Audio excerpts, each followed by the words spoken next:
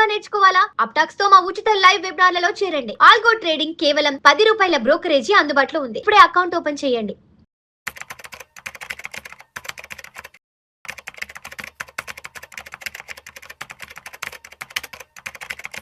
నమస్తే, welcome to Suman TV. నేను విష్ణు. ప్రస్తుతం నాతో పాటు amphi registered mutual fund distributor Madhavi Reddy గారు ఉన్నారు. మేడం గారితో మాట్లాడదాం.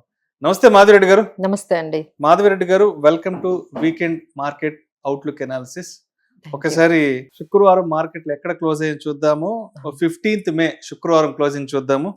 సెన్సెక్స్ విషయానికి వస్తే 161 పాయింట్ల నష్టంతో 75,238 వద్ద క్లోజ్ అయింది. నిఫ్టీ విషయానికి వస్తే 46 పాయింట్ల నష్టంతో 23,643 వద్ద క్లోజ్ అయింది. డాలర్తో రూపాయి విలువ కనిష్టమై 96 స్థాయికి పడిపోవడం, ముడి చమురు ధర మళ్ళీ పెరగడం మార్కెట్లను బాగా ఇబ్బంది పెట్టినట్లుగా తెలుస్తోంది. ఏంటి మార్కెట్లకి ఈ ఇబ్బందులు? అసలు మార్కెట్లు ఎప్పుడు గట్టెక్కుతాయి, మార్కెట్లకి ఎప్పుడు మంచి రోజులు వస్తాయి అన్న దాని గురించి ఎక్కువగా కూడా డిస్కషన్ నడుస్తోంది. అసలు ఈ 2026లో మార్కెట్లు కోలుకుంటాయా లేదా, ఇన్వెస్ట్మెంట్స్ ఉంచాలా, వెనక్కి వెళ్ళిపోవాలా అన్న అలజడి, ఆందోళన ప్రతి ఒక్కరిలో వ్యక్తం అవుతుంది. ఏంటి అసలు మార్కెట్ సినారియో ఎలా ఉంది? సో అందరూ చెప్తున్నారండి, అంటే ఇప్పటి వరకు యుద్ధం వల్ల ఏదైతే ప్రభావం ఉందో అది ఇప్పటి వరకు మన వరకు రాలేదు, ఇప్పటి నుండి స్టార్ట్ అవుతుంది అని చెప్తున్నారు. అంటే ఆ ఏదైతే ఆ పెట్రోల్ పెంచడం కానీ, డీజిల్ పెంచడం కానీ, అది ఎలక్షన్స్ వల్ల అవనివ్వండి, ఏమైనా మన మీద వరకు వేయలేదు.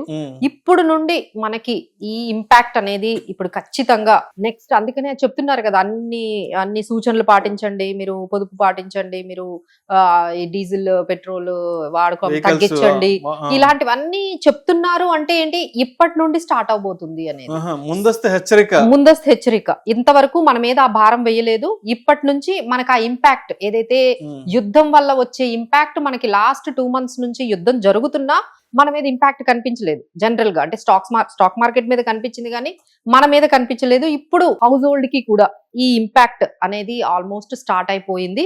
మీరందరూ జాగ్రత్తగా ఉండండి అనేది. సో నెక్స్ట్ 2 quarters అంటే ఏదైతే ఈ యుద్ధం వల్ల వచ్చిన ఈ ఇంపాక్ట్ ఉందో, నెక్స్ట్ కార్పొరేట్ ఎర్నింగ్స్ ఆ నెక్స్ట్ 2 quarters మీద గట్టిగా పడబోతోంది అనే సంకేతాలు అయితే కనిపిస్తూ ఉన్నాయి. దానివల్ల మార్కెట్స్ అయితే చాలా నర్వస్ గా ఫీల్ అవుతూ ఉన్నాయి. అలానే ఇన్ఫ్లేషన్ కూడా ఇక మనకి ఆ ఇంపాక్ట్ కూడా ఆల్రెడీ కనిపించింది.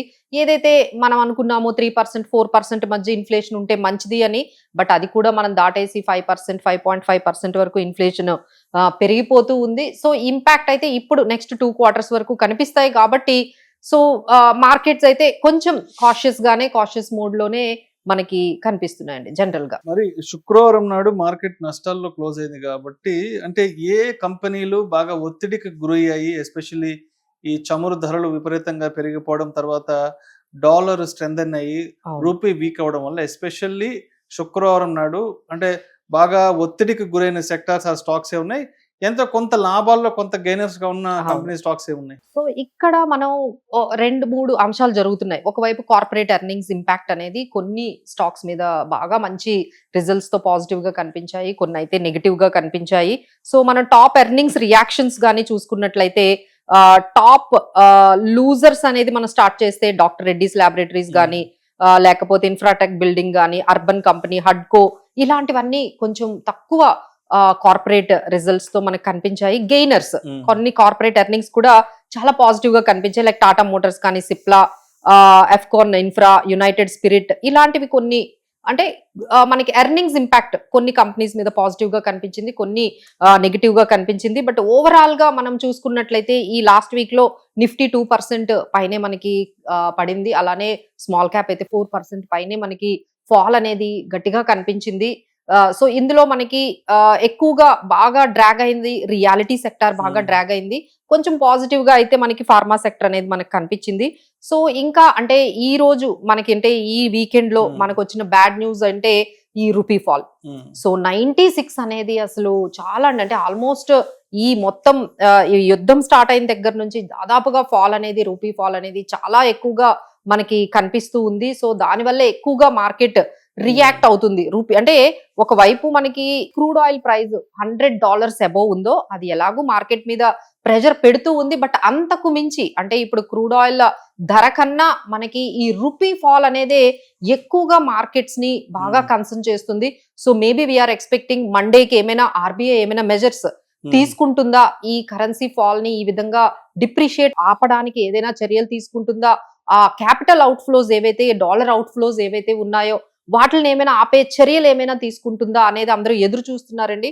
బట్ ఈ free fall of rupee depreciation మన మార్కెట్ మీద అయితే చాలా నెగటివ్ గా, చాలా ఒక బేర్ గ్రిప్ లో పెట్టుకుందని ఖచ్చితంగా చెప్పొచ్చు. అండ్ ముడి చమురు కూడా బ్యారెల్ ఆల్మోస్ట్ 3% అవునండి. పెరిగి $109.23 వద్ద కూడా ట్రేడ్ అవుతుంది. సో అక్కడ కూడా అంటే అక్కడ మనకి యుద్ధం కొంచెం తగ్గినట్టుగా కనిపించిన, అంటే సీజ్ ఫైర్లు కానివ్వండి, లేకపోతే ట్రంప్ అండ్ చైనా ప్రెసిడెంట్స్ అక్కడ కూర్చొని ఎలా అయినా హార్మోజ్ ని ఓపెన్ చేయాలి అది అనే ఒక డిస్కషన్లు ఇద్దరు అందరినీ పెట్టుకున్నారు. రిలీఫ్ లోకి తేవాలి. అందరిని ఎట్లయినా హార్మోజ్ ని ఓపెన్ చేయాలి, హార్మోజ్ ని ఓపెన్ చేయాలి, ఇదే ఎజెండా కింద ఇద్దరు ప్రెసిడెంట్లు కూర్చొని అక్కడ మాట్లాడారు. నెగోషియేషన్స్ వరకు అయ్యాయి. అలానే ఇరాన్ మీద కొంచెం ప్రెజర్ అయినా పెట్టి చైనా వైపు నుంచి కొంచెమైనా వాళ్ళకి చెప్పి ఆ హార్మోజ్ ని ఓపెన్ చేయించాలి అన్నదే మనకు కనిపిస్తుంది. అంటే అందరికన్నా ఇప్పుడు ఎక్కువగా యుఎస్ ప్రెషర్ లో ఉన్నట్టుగా కనిపిస్తుంది. ఎందుకంటే అక్కడ 5% వరకు బాండ్ ఈల్డ్స్ పెరిగాయి. ఎప్పుడైతే 5% వరకు బాండ్ ఈల్డ్స్ పెరిగాయో అది వాళ్ళ మార్కెట్స్ కి కానీ లేకపోతే వాళ్ళ ఎకానమిక్ కూడా చాలా నెగిటివ్ గా వెళ్తుంది. సో వాళ్ళకి చాలా డెట్ భారం కూడా పెరుగుతూ ఉంది. సో ఇన్ఫ్లేషన్ ఈ విధంగా పెరుగుతుంటే అక్కడ కూడా మనకి క్రూడ్ ఆయిల్ ప్రైసెస్ పెరిగాయి. సో యుఎస్ నుంచి కూడా ప్రెషర్ అనేది బాగా ఫీల్ అవుతూ ఉన్నారు. ఎందుకంటే అక్కడ కూడా క్రూడ్ ఆయిల్ ప్రైస్ పెరగడం, ఇన్ఫ్లేషన్ పెరగడం, దానివల్ల ఇంట్రెస్ట్ రేట్స్ తగ్గించకపోవడం, ఈ ప్రెషర్ అయితే బాగా ఉంది. So maybe we're all expecting ఏమైనా కొంచెం ట్రంప్ తగ్గి ఈ నెగోషియేషన్స్ కానీ ముందుకు వెళ్ళి హార్మోస్ గానీ ఓపెన్ అయితే might things go better. So ఏమైనా వీళ్ళిద్దరి మధ్య జరిగిన ఏదైతే బీజింగ్ లో చైనాలో ఏదైతే ఈ ఇద్దరు ప్రెసిడెంట్లు చైనా అండ్ యుఎస్ ప్రెసిడెంట్లు కూర్చొని ఏమైనా నెగోషియేషన్స్ తీసుకొని ఏమైనా తీసుకొస్తారేమో, we're just hoping for that. But అది ఏమైనా పాజిటివ్ గా జరిగినా మన మార్కెట్ కి వెంటనే రిలీఫ్ అయితే కనిపించకపోవచ్చు అండి. ఎందుకంటే we're facing the problem of rupee fall. అంటే ఒకవైపు మనకి క్రూడ్ ఆయిల్ ధర తగ్గిపోయినా రూపీ అనేది కానీ ఈ విధంగా 96-95 ఉందంటే మాత్రం again markets will be in the bear grip in the next week. చూడాలండి ఏ విధంగా మన ఆర్బీఐ మెజర్స్ తీసుకొని మన రూపీని కొంచెం ఏమైనా ఒక 94 ఆ స్థాయికి తీసుకొస్తుందేమో. We are all watching this measures of RBI. And ఇంకొకటి ఏంటంటే మాధవిరెడ్డి గారు, ఇంతటి గందరగోళ పరిస్థితుల్లో కూడా ఒక సినారియో కొంత డిఫరెంట్ గా కనిపిస్తుంది. ఎఫ్ఐలేమో ఆల్మోస్ట్ 1329 కోట్లు బై చేశారంట, శుక్రవారం బై చేశారు. డిఐలేమో సెల్ ఆఫ్ 1959 కోట్లు సెల్ చేశారంట. ఇక్కడేంటి ప్యాటర్న్ మారింది ఏంటి ఇక్కడ? అంటే ఇక్కడ మనం అంటే ఒక రోజు వాళ్ళు బయింగ్ లో ఉంటున్నారండి, బట్ ఇమీడియట్ గా సెల్ ఆఫ్ లో ఉంటున్నారు. So almost FIs sell off చూసుకుంటే దాదాపుగా 2.5 లక్షల కోట్లు వాళ్ళు మన దగ్గర మన స్టాక్ మార్కెట్ నుంచి అమ్మేసి వాళ్ళ డాలర్స్ అన్ని తీసుకెళ్లిపోవడం వల్లే ఈ విధంగా రూపీ ఫాల్ అవ్వడానికి కూడా ఒక విధంగా కారణమని ఖచ్చితంగా చెప్పొచ్చు. సో ఎఫ్ఐఎస్ సెల్లింగ్ అయితే కంప్లీట్ గా ఆగిపోలేదండి. మేబీ 1-2 ఇన్స్టెన్సెస్ లో ఒక 1-2 డేస్ లో, అంటే ఓవరాల్ గా మనం ఒక 7 days ఒక 10 days తీసుకుంటే 1 day వాళ్ళు బయర్స్ గా ఉంటున్నారు, బట్ మిగతా టైం అంతా కూడా వాళ్ళు సెల్లర్స్ గా ఉంటున్నారు. మెయిన్ రీజన్ ఏంటంటే ఈ పెట్రోల్ డీజిల్ ధరలు మనం వాళ్ళకి అర్థమవుతుంది ఏంటి, ఇండియాలో ఈ ఫిజికల్ డెఫిసిట్ బాగా పెరుగుతుంది, కరెంట్ అకౌంట్ డెఫిసిట్ ఎక్కువగా అవుతుంది, వాళ్ళు మేనేజ్ చేయలేకపోతున్నారు. దీని ఇంపాక్ట్ అనేది ఇన్ఫ్లేషన్ పెరుగుతుంది, ఆ విధంగా జీడిపి గ్రోత్ కూడా తగ్గుతుంది. సో ఇలా ఇండియా కాకుండా మిగతా కంట్రీస్ అండి, అంటే ఎమర్జింగ్ మార్కెట్స్ మాకు చాలా బాగున్నాయి కదా, అంటే మీరు తైవాన్ తీసుకోండి, కొరియా తీసుకోండి, చైనా, ఇలాంటి కొన్ని కంట్రీస్ కి వాళ్ళు వెళ్ళిపోతున్నారండి. ఇండియాలో ఇక ఇంత రిటర్న్స్ రావు, ఎందుకంటే వాళ్ళకి 2 రకాల నష్టాలు ఉన్నాయి. ఒకటి ఏంటంటే ఇక్కడ ట్యాక్సెస్ ఎక్కువ, రీసెంట్ గా మనం క్యాపిటల్ గెయిన్స్ అనేవి బాగా పెంచారు, స్టాక్ మార్కెట్ మీద ఏవైతే రిటర్న్స్ వస్తాయో క్యాపిటల్ గెయిన్స్ పెంచారు. అలానే రూపీ ఫాల్ అనేది వాళ్ళని చాలా వరకు నష్టాల్లోకి ఎఫ్ఐఐస్ ని తీసుకువెళ్ళిపోతోంది. ఆ తర్వాత గెయిన్స్ కూడా రావడం లేదు. ఎకనామిక్ పాలసీస్ కూడా ఇక్కడ ఎకనామిక్ గ్రోత్ చూసుకున్నా, లేకపోతే కరెంట్ అకౌంట్ డెఫిసిట్ చూసుకున్న, ట్రేడ్ డెఫిసిట్ అంతా కూడా డెఫిసిట్ లో వెళ్తుంది. సో మన ఎకానమీలో వాళ్ళకి అంత పాజిటివ్ గా కనిపించట్లేదు. Whereas they are going countries like Vietnam కానీ, లేకపోతే సింగపూర్, లేకపోతే మనకి చైనా, కొరియా, జపాన్, ఇలాంటి కంట్రీస్ చాలా మంచి రిటర్న్స్ వచ్చాయండి. అంటే ఈవెన్ మీకు ఈ వార్ జరిగిన దగ్గర నుంచి ఓన్లీ మన ఇండియా అండ్ యూకే మాత్రమే నెగిటివ్ లో ఉన్నాయండి. If you see Japan, if you see US, if you see S&P 500, Korea, ఈ అన్ని కంట్రీస్ లోని వాళ్ళందరూ పాజిటివ్ గా ఉన్నారు. స్టాక్ మార్కెట్ లో మనకన్నీ కూడా స్టాక్ మార్కెట్ లో వాళ్ళు 5 to 10% వరకు పాజిటివ్ లో ఉన్నారు. సో వాళ్ళు they are taking some more like advantages. మన మార్కెట్ కన్నా వేరే మార్కెట్స్ పాజిటివ్ గా ఉన్నాయని వెళ్ళిపోతున్నారు. Maybe that might be the reason. And Modi గారి అనౌన్స్మెంట్ తర్వాత ఎస్పెషల్లీ ఎక్కువగా ఫోకస్ అయింది కొన్ని సెక్టార్స్ అయితే మాత్రము గోల్డ్ కి సంబంధించి అనౌన్స్మెంట్ ఒకటి, తర్వాత వర్క్ ఫ్రమ్ హోమ్ చెప్పారు. సో ఎప్పుడైతే వర్క్ ఫ్రమ్ హోమ్ చెప్పారో ఈ ఐటీ కంపెనీలకి సంబంధించిన స్టాక్స్ కూడా గట్టిగానే ఒత్తిడికి గురయ్యాయి. తర్వాత నిఫ్టీ కూడా 2% ఫాలో అయింది, స్మాల్ క్యాప్ కూడా 4% ఫాలో అయింది. సో ఎలా ఈ సినారియో ఎలా చూడాలి? సో ఇంకా అంటే మనకు అన్ని వైపుల నుంచి ఒక నెగిటివ్ న్యూస్ అయితే బాగా కనిపించిందండి. ఒకవైపు ఈ పెట్రోల్ పెంచడం, ఇన్ఫ్లేషన్ పెరగడము, ఒకవైపు రూపీ ఫాల్ అవ్వడము, FII సెల్లింగ్ చేయడము, ఒకవైపు క్రూడ్ ఆయిల్ నోట్ $6 ఉండడం, ఇవన్నీ సరిపోక ఇప్పుడు యాంథ్రఫిక్ అనేది మన ఎస్పెషల్లీ ఇండియన్ ఐటీ కంపెనీస్ ని ఒక 52 వీక్ లోకి తీసుకెళ్లిపోయిందండి. ఎప్పుడు ఇంత లోయెస్ట్ మనకి కనిపించలేదు. So AI is coming very అంటే మన ఇండియన్ ఐటీ కంపెనీస్ కి చాలా నెగిటివ్. ఎందుకంటే వాళ్ళు తెచ్చిన కొత్త ఏవైతే టూల్స్ ఉన్నాయో, ఇక ఇండియన్ ఐటీ కంపెనీస్ ఏవైతే వర్క్స్ చేస్తున్నాయో అవన్నీ రీప్లేస్ చేసినట్టుగా వాళ్ళు చాలా వరకు ఓపెన్ AI గానీ వీళ్ళందరూ కూడా మంచి టూల్స్ తో వాళ్ళు వచ్చారు. ఇంకా వాళ్ళ ఎక్స్పాన్షన్ కూడా AI లో చాలా ఇన్వెస్ట్ చేస్తూ ఉన్నారు. వాళ్ళకి ధీటుగా మన ఇండియన్ కంపెనీస్ అంత ఇన్వెస్ట్ చేయలేకపోతున్నాయి. సో అది కూడా కొంచెం వాళ్ళకి నెగిటివ్ గా ఉంది. సో ఇండియన్ ఐటీ కంపెనీస్ అయితే చాలా వరకు ఈ యాంథ్రోఫిక్ అండ్ ఓపెన్ AI వల్ల, ఈ ఆర్టిఫిషియల్ ఇంటెలిజెన్స్ వల్ల అయితే చాలా వరకు నెగిటివ్ గా వెళ్ళిపోయి ఇదొక నెగిటివ్ న్యూస్ మార్కెట్ లో వెళ్తుంది. ఇంకా మీరు చెప్పినట్టుగా ఒకవైపు ఆయన గోల్డ్ కొనొద్దు అని ఎప్పుడైతే అనౌన్స్మెంట్ చేశారో, గోల్డ్ కంపెనీస్ ఎస్పెషల్లీ మనకి టైటన్ కానీ, లేకపోతే సెన్కో గోల్డ్, తర్వాత మనకి కళ్యాణ్ జ్యువెలర్స్, ఎస్పెషల్లీ ఈ గోల్డ్ కంపెనీస్, లిస్టెడ్ కంపెనీస్ అన్ని కూడా చాలా నెగిటివ్ గా అయ్యాయి. సో ఓవరాల్ గా ఇది ఒక్కటే కాదండి, ఈ రోజు నేను చూసిన లేటెస్ట్ న్యూస్ ఏంటంటే ఎయిర్ ఇండియా చాలా వరకు క్యాన్సిలేషన్స్ చేస్తుంది ఫ్లైట్స్. ఆయన చెప్పారు కదా ట్రావెల్ ఎక్కువ చేయొద్దండి, ఫారెన్ ట్రావెల్ చేయొద్దు అనగానే వాళ్ళు తగ్గించేస్తున్నారు, టూర్లకు వెళ్ళకూడదు అని చెప్పేసేసారు కదా. సో దాని వల్ల ఏంటంటే మీరు ఇండిగో కూడా చాలా ఫ్లైట్స్ క్యాన్సిల్ చేసింది, అలానే ఎయిర్ ఇండియా కూడా చాలా ఫ్లైట్స్ క్యాన్సిల్ చేశాయి, రూట్స్ కూడా తగ్గించేసుకుంటున్నాయి. సో ఈ విధంగా ఒక బిజినెసెస్ అన్ని కూడా కొంచెం వాళ్ళ ఆపరేషన్స్ తగ్గించుకుంటున్నాయండి. Maybe we don't spend much కదా, ఇప్పుడు మన స్పెండింగ్ కూడా అంతగా బికాస్ ఆఫ్ ఇన్ఫ్లేషన్ పెరగడం వల్ల. ఇప్పుడు రీసెంట్ గా అమూల్ వాళ్ళ మిల్క్ ప్యాకెట్ కూడా పెంచారు. So it is coming to everywhere. ఇప్పుడు మీరు ఇక్కడ నుంచి అన్ని విషయాల్లో కూడా మీరు ఆ ఇంపాక్ట్ అనేది కనిపిస్తుంది. ఎప్పుడైతే మీకు పెట్రోల్ డీజిల్ పెరిగిందో మీకు ట్రావెల్ కాస్టులు పెరుగుతాయి, ట్రావెల్ కాస్టులు పెరిగాయి అంటే మీకు ఎకో సిస్టమ్ అంతా కూడా అన్నిటిలో కూడా మీరు హైక్ చూస్తారు. దానివల్ల ఏమవుతుంది, మీరు నేను ఎక్కువ స్పెండ్ చేయం. ఎప్పుడైతే మీరు నేను స్పెండ్ చేయమో బిజినెసెస్ ఆపరేషన్స్ అన్ని కూడా కట్ డౌన్ చేసుకుంటాయి.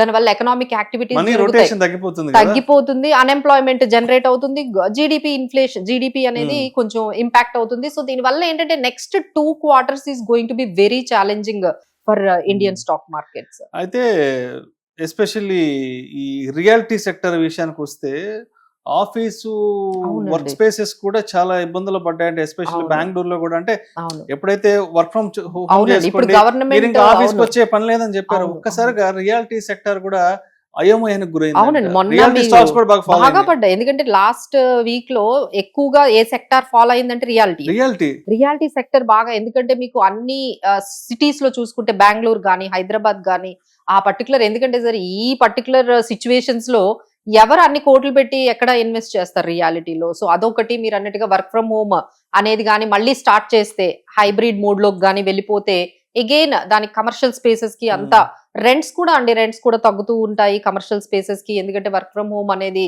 ఎక్కువగా మనము దాని వైపు డిస్టర్బ్ అయిపోతూ ఉంది. సో రియాలిటీ మీద అయితే కొంచెం ప్రెషర్ పడింది. సో ఓవరాల్ గా ఏదైతే మనకి ఈ చాలా సెక్టార్స్ ఈ పర్టికులర్ అంబిట్ లో కొంచెం మనకి ఇంపాక్ట్ అయితే కనిపిస్తూ ఉంది. సో ఇదైతే కార్పొరేట్ ఎర్నింగ్స్ మీద నెక్స్ట్ 2 quarters లో కనిపిస్తుందండి. So need to be very careful while investing. తర్వాత మోడీ గారు కూడా చాలా బిజీగా ఉన్నారు, వారు టూర్స్ లో ఉన్నారు, యుఏ లో ఉన్నారు కదా. మోడీ గారి టూర్స్ ఎలా చూడాలి? సో అంటే ఫారెన్ ట్రావెల్ అయితే బాగా చేస్తున్నారండి. దాదాపుగా నెదర్లాండ్స్, ఇవల్ల ఒక ఇటలీ, ఇలాంటి ఒక 5 countries కి వెళ్తున్నారు. అన్నిటికన్నా ఇంపార్టెంట్ ఆయనకి ఏదైనా విజిట్ ఉందంటే UAE. యుఏఈతో వెళ్ళి ఎల్పిజి గ్యాస్ గురించి, వాళ్ళ గ్యాస్ సప్లైస్ గురించి, ఎందుకంటే మనకి క్రూడ్ ఆయిల్ అయినా ఎక్కువ రోజులు మనము స్టోర్ చేసుకునే కెపాసిటీ ఉంది, కానీ ఎల్పిజి గ్యాస్ లేదండి. We cannot store the LPG gas. ఎక్కువ రోజులు మనం దాన్ని స్టోర్ చేసుకునే కెపాసిటీ మనకు లేదు. దాని ఇంటరప్షన్ అనేది చాలా గట్టిగా ఉంటుంది. సో యుఏఈతో వెళ్ళి ఆయన ఒక డీల్ మాట్లాడుకుంటున్నట్టుగా ఎల్పిజి సప్లై గురించి. సో ఇవన్నీ కూడా జరుగుతూ ఉన్నాయి. బట్ ఓవరాల్ గా చూసుకుంటే ఈ ఇంపాక్ట్ అయితే, అంటే యుద్ధం ఆగిపోయినా ఈ ఇంపాక్ట్ అయితే మన మీద ఉండడానికి ఎక్కువ ఛాన్సెస్ ఉన్నాయండి, అంటే ఫర్ లాంగర్ పీరియడ్. అదేవిధంగా ఇన్ఫ్లేషన్ గురించి కూడా మాట్లాడుకోవాలి. ఇన్ఫ్లేషన్ ఆల్మోస్ట్ 5.5% ఉంది. ఫ్యూల్ ఇన్ఫ్లేషన్ అయితే ఆల్మోస్ట్ 24% పెరిగింది. అవునండి. సో ఇది మనం ఆల్రెడీ అందరూ ఎక్స్పెక్ట్ చేశారు. ఏమని ఎక్స్పెక్ట్ చేశారు? ఎలక్షన్స్ అయిన వెంటనే మనకి పెట్రోల్ డీజిల్ పెంచుతారు, అనౌన్స్మెంట్ వస్తుందని అందరూ కూడా 3 రూపాయలు పెరిగింది. కానీ అనేది ఏంటంటే ఇంకా ముందు పెంచొచ్చు. This is just nothing. దీని వల్ల ఏవైతే ఈ అంటే ఆయిల్ మార్కెటింగ్ కంపెనీస్ లక్షల కోట్లు వాళ్ళు లాసెస్ లో ఉన్నారు. ప్రతి నెల లేకపోతే 1000 కోట్ల పైనే వాళ్ళకి ప్రతి రోజు కొన్ని కోట్ల లాసెస్ లో వాళ్ళు ఆపరేట్ చేయాల్సి వస్తుంది. సో మేబీ ఇది బ్యాండేడ్ లాంటిది. 3 రూపీస్ అనేది దాని వల్ల వాళ్ళకి ఏమీ ఉపయోగం ఉండదు. మేబీ ఫ్యూచర్ లో ఇంకొక 2-3 రూపీస్ పెంచినా మనం ఆశ్చర్యపోవక్కర్లేదు. అంటే ఈ విధంగా అంటే ఇంకొంచెం చూస్తారండి, ఇంకా $106, $105 ఇలానే కంటిన్యూ అయింది అనుకోండి, ఇంటర్నేషనల్ మార్కెట్ లో క్రూడ్ ఆయిల్ ప్రైసెస్ మళ్ళీ ఇంకొక లెవెల్లో మళ్ళీ ఒక 2-3 రూపీస్ పెంచే అవకాశాలు ఉన్నాయి. అలానే గ్యాస్ కూడా ఓ 10 రూపాయలు 15 రూపాయలు పెంచే అవకాశాలు ఉన్నాయి. సో ఇవన్నీ కూడా మనకి కొంచెం ఈ next 1 week is very important for the entire economy. ఒకవైపు రూపీ ఫాల్ ఏ విధంగా తగ్గిస్తారు, ఏమైనా యుద్ధం తగ్గితే మనకు కొంచెం రిలీఫ్ ఏమైనా వస్తుందా అనే ఆశ. సో ఈ రెండింటి మధ్య నెక్స్ట్ వీక్ అనేది చాలా ఇంపార్టెంట్. సో మొత్తానికి ఈ వీక్ అంతా కూడా మార్కెట్లు కంప్లీట్ నెగటివ్ లో ఉన్నాయి, అన్సర్టనిటీస్ లో ఉన్నాయి. అవునండి. మార్కెట్లకి ఎన్ని రకాల నెగటివ్ న్యూస్లు కావాలో అన్ని రకాల, కొన్ని వందల కొద్ది, డజన్ల కొద్ది నెగటివ్ న్యూస్లు అయితే మాత్రం మార్కెట్ కి బాగా అన్ని సరంజామా అంతా రెడీగా ఉంది. సో మొత్తానికి నెక్స్ట్ వీక్ మండేకి మనం ఎలా జాగ్రత్తగా ఉండాలి? సో దట్స్ వాట్ అండి, అంటే కాషియస్ గా అయితే ఉండాలి. కొంతమంది దీన్ని ఆపర్చునిటీగా తీసుకొని కొన్ని స్టాక్స్ ని బై చేసుకునే అవకాశాలు కొంతమంది చేస్తూ ఉన్నారు. బట్ ఓవరాల్ గా మనం చూసుకుంటే మాత్రం అప్ సైడ్ అనేది చాలా లిమిటెడ్ గా ఉంది. అప్ సైడ్ అనేది అంటే 24,200, 24,400. అలానే మనకి డౌన్ సైడ్ చూసుకుంటే దాదాపుగా 23,200, 23,400 ఎంతవరకు కూడా డౌన్ సైడ్ కనిపిస్తుంది. సో మేబీ వీఆర్ ఎక్స్పెక్టింగ్ ఏమైనా జియో పొలిటికల్ టెన్షన్స్ కొంచెం తగ్గి, ఈ పర్టికులర్ ఏదైతే మనకి వార్ ఉందో లేకపోతే స్ట్రేట్ ఆఫ్ హార్మోజ్ ఉందో అక్కడ ఏమైనా వాళ్ళు ఒక పర్టికులర్ అండర్స్టాండింగ్ కి ఏమైనా వస్తే కొంచెం ఈజ్ అవుతుందండి. Otherwise it is going to be very tough. మళ్ళీ ఆయన మొదలుపెట్టి ఇక మళ్ళీ యుద్ధంలో కంటే ఇప్పుడు కొంచెం బ్రేక్ లో ఉన్నట్టున్నారు ఆయన. So Trump is on the break due to the visit of Beijing. So అక్కడ నుంచి మళ్ళీ బయటకు వచ్చిన తర్వాత ఆయన మళ్ళీ స్టార్ట్ చేస్తాడేమో, ఇంకొక రౌండ్ ఆఫ్ చేయొచ్చు. అన్నిటికన్నా ఇంపార్టెంట్ ఏంటంటే మనం మండే చూడాల్సింది ఏంటంటే రూపీ ఏ విధంగా మనకి రికవరీ అవ్వబోతోంది, ఆర్బీఐ ఏ విధంగా తీసుకోబోతోంది చర్యలు, దాని మీదే మన మార్కెట్ అనేది ఖచ్చితంగా ఆధారపడి ఉంటుందండి. So please watch the rupee ఏ విధంగా మనకి మళ్ళీ $95 వస్తుందా, 95 రూపీస్ ఎగెనెస్ట్ డాలర్ కి వస్తుందా, లేదు అంటే 96.14 వరకు కూడా వెళ్ళిపోయింది. సో దాన్ని బట్టే మన మార్కెట్స్ అనేవి డిపెండ్ అయి ఉన్నాయి. అలానే ఎర్నింగ్స్ కూడా కొన్ని మిక్స్డ్ ఎర్నింగ్స్ అనేవి జరుగుతున్నాయి. కొన్ని మంచి ఎర్నింగ్స్ వస్తున్నాయి, కొన్ని ఏమో కొంచెం డిసప్పాయింట్ చేస్తున్నాయి. ఓవరాల్ గా మిక్స్డ్ ఎర్నింగ్స్ అయితే మార్కెట్ లో కనిపిస్తున్నాయి. So markets are into the this kind of range of 23,200 నుంచి 24,200 ఈ రేంజ్ లో ఎక్కువగా కనిపిస్తుంది. Thank you so much Madhavi Reddy గారు. వీకెండ్ మార్కెట్ అనాలిసిస్ ని చాలా డీటెయిల్ గా తెలియజేస్తే థ్యాంక్ యూ సో మచ్.